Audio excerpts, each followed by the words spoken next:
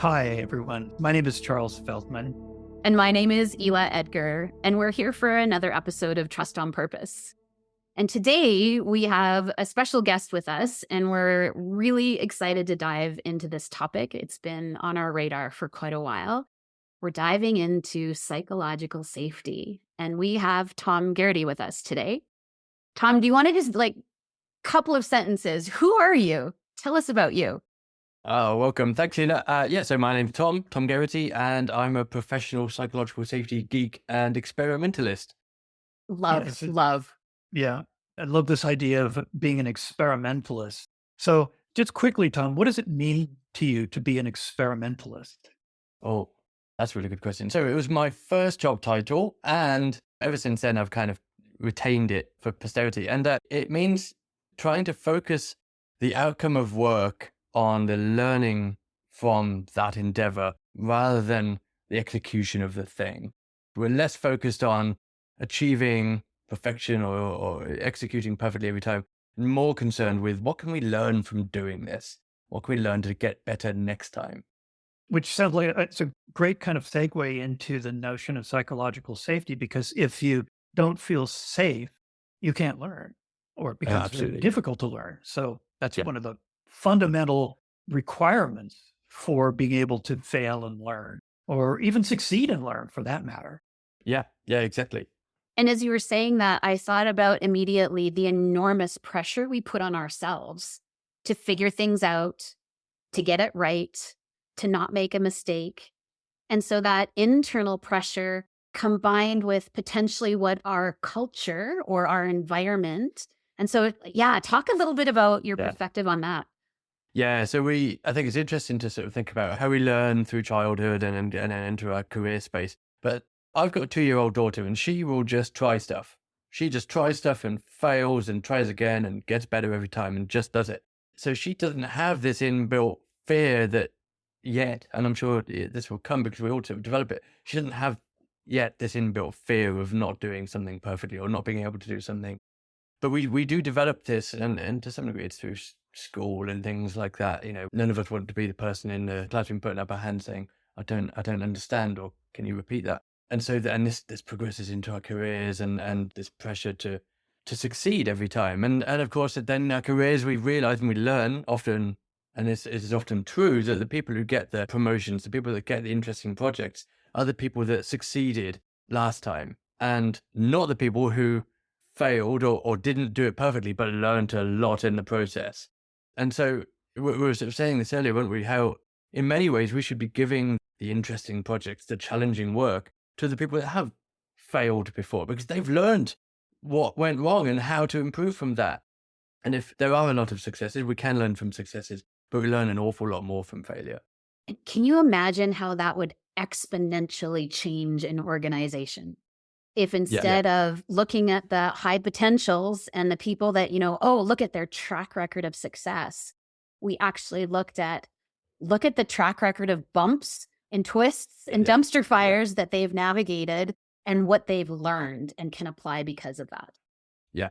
Because if you talk to high-performing people or high-performing teams in particularly complex domains like technology or aerospace or things like that, they've all got stories of the big tire fires, the big disasters, the times they brought down the entire infrastructure of the company for 2 days, and they learned so much from it. And they're still here to tell the tale.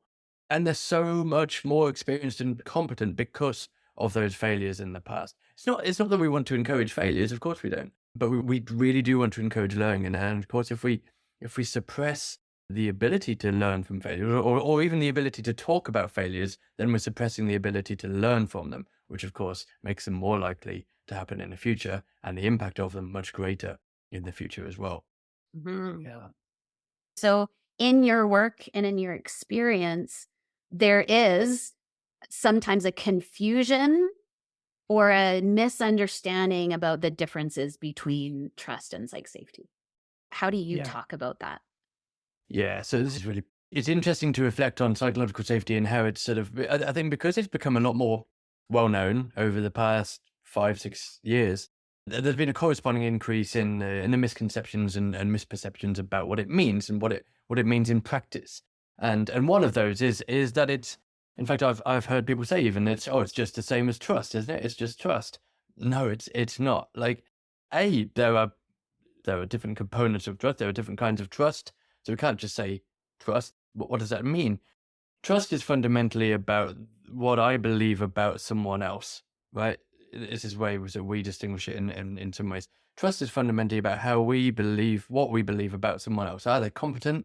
Are they capable? Do they have our best interests at heart? Are they going to undermine us or something like that? That's what we believe about someone else. Psychological safety is a belief about the group.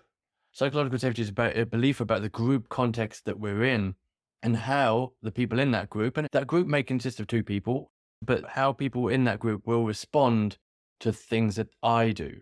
So trust is if I pass the ball to someone in a soccer game, I might trust that they can take that ball and run with it and score a goal. But psychological safety is about the belief that if I take an interpersonal risk in this group, then that will be received positively and I won't be punished, embarrassed, humiliated, or suffer some other sort of negative interpersonal consequences as a risk of doing that. And some of those interpersonal risks might be suggesting ideas, asking for help, admitting a mistake, raising a concern, amongst other things. We can trust people. We can deeply, deeply trust people, but that doesn't necessarily mean that we're psychologically safe with them. So, yeah, and that's where all sorts of questions start coming up for me. One of the aspects of trust, as I talk about it and work with people around it, is that domain of care that, yes, you have my interests in mind as well as your own. You intend good for me. You will not undermine me if I say this or share this idea or whatever it is. You're not going to do that. So I trust you in that respect, maybe also along with your competence and your, sincerity and reliability. So help me with how that's different from now moving to, I feel psychologically. How could I state that I trust you in those ways and at the same time not feel psychologically safe with you? Yeah. So one way to think about that is scale simply and sort of knowability and predictability of the space. So if we're in a group of people and some of those people we don't know, so as the group size increases, the sort of predictability of how those people will respond to the things we say or do decreases, right? Because we've got to sort of make predictions about more and more people. And some of those people in the room we won't know, or we won't know as well as others. So in that sense, it's kind of like an aggregate score, if you like. I don't really like to use the word score, but it's an aggregate level of that.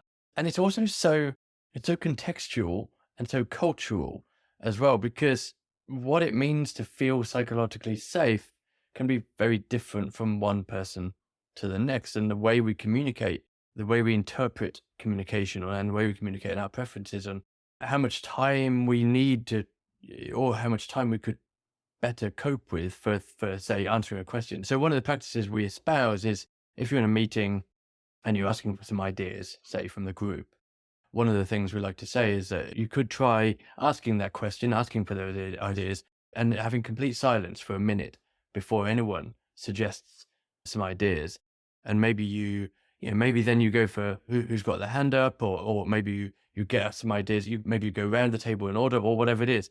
But what we want to avoid is things like where you've just got an effect where you've got the loudest person speaking up first, for example, or those people who just speak up, thinking and just knowing, trusting that whatever they want to say will just eventually make its way out, but they're happy just sort of filling the space while that comes.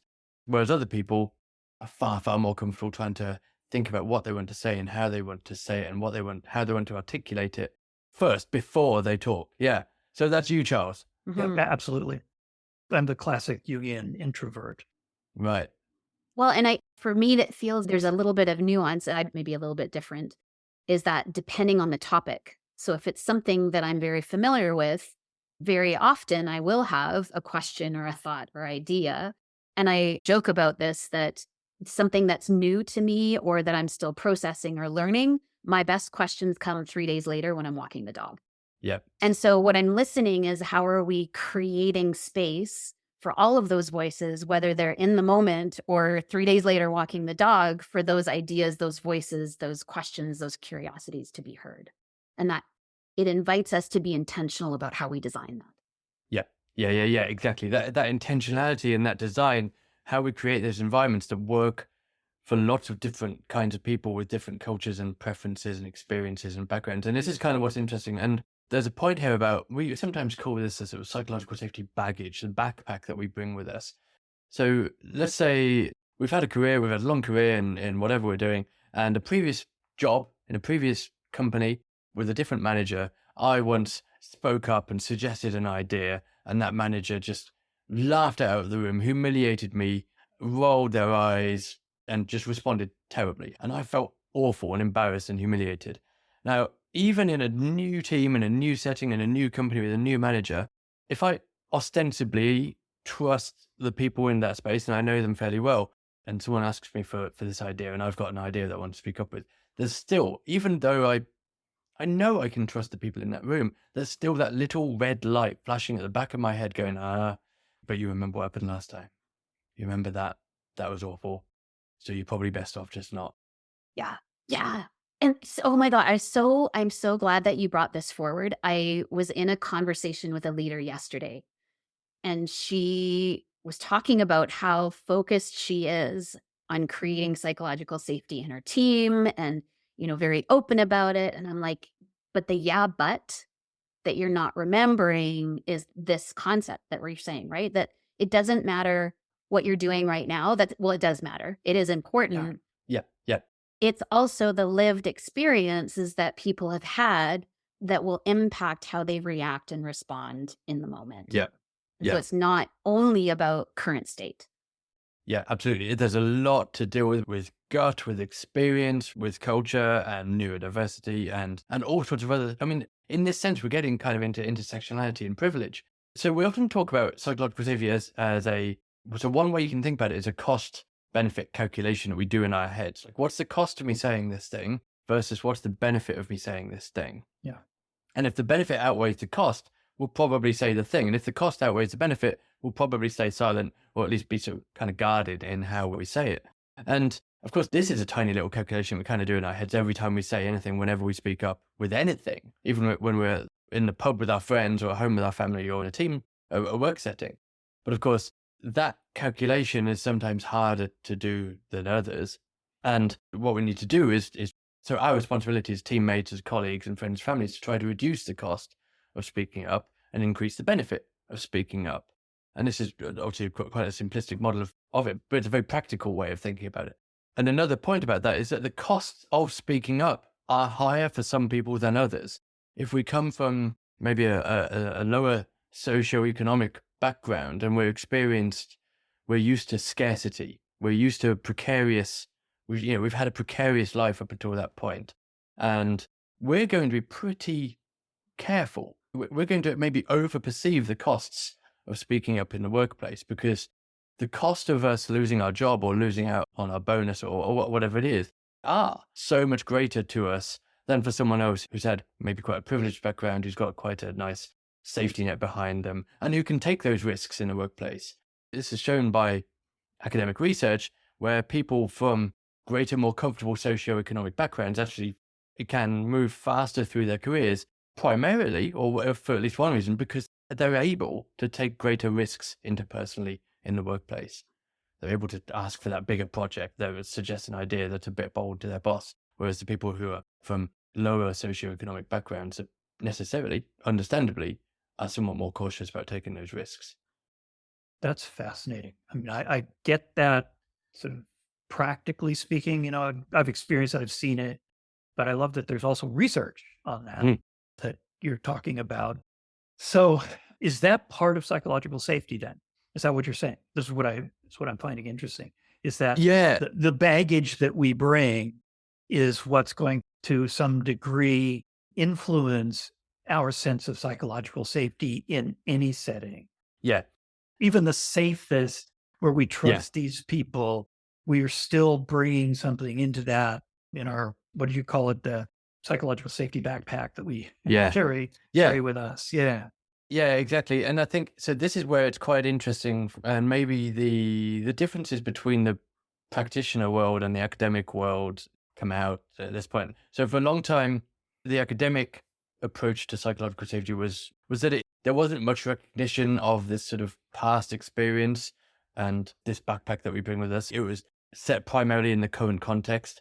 But there's more recognition now in the academic field of psychological safety that this stuff does matter. Our past experiences, even though objectively they probably shouldn't, because we are in a, if we've got a great team, psychologically safe, ostensibly psychologically safe with a great manager, people who are right behind us. Yeah, arguably what happened to us 10 years ago with that nightmare manager shouldn't matter. But it does, because these little calculations that we do in our head are so unconscious and so automatic. And so it certainly does. From a pragmatic perspective, it has an effect. This has been an incredible conversation so far. I really love the analogy that you're using about this backpack that we all carry.